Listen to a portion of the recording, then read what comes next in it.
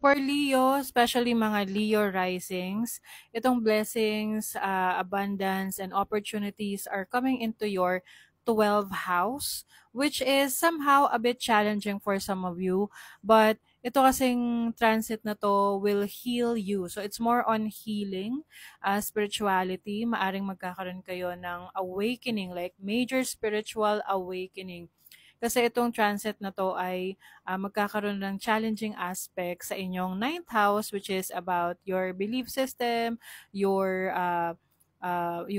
learning. So maaring may conflict siya sa una, pero eventually yung mga matututunan mo doon sa mga challenges na yon will bring so much healing para sa'yo. Lalo na kung nagkaroon ka ng mga challenging situation sa relationships mo, or sa iyong sa iyong career, or any challenges in your past na hanggang ngayon you are still holding on to it, na parang ang hirap i-let go kasi ang energy ng Cancer is also facing your emotions, 'di ba? Jupiter in Cancer.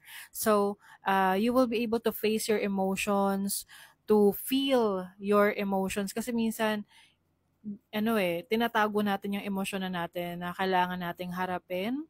So, since 12th house is about healing, your spirituality, your learning, para kasi siyang purging rin at the same time, no? Na meron kang kailangan i-let go, letting go of the things that are no longer serving you, para at least no mas malinis no yung magkaroon ka ng fresh start.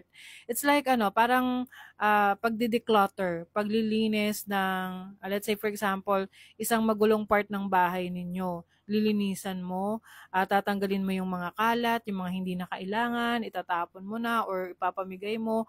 Basta it's more of organizing and cleaning yung mga bagay na hindi mo hinaharap in the past, na finally haharapin mo na to have a fresh start.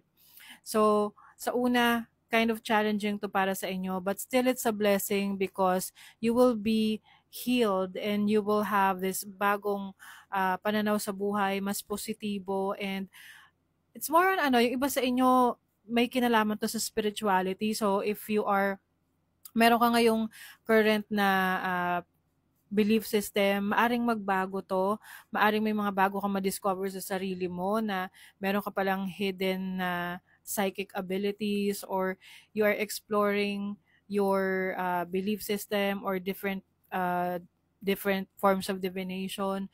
So very spiritual for you ang transit na to, especially sa mga Leo rising.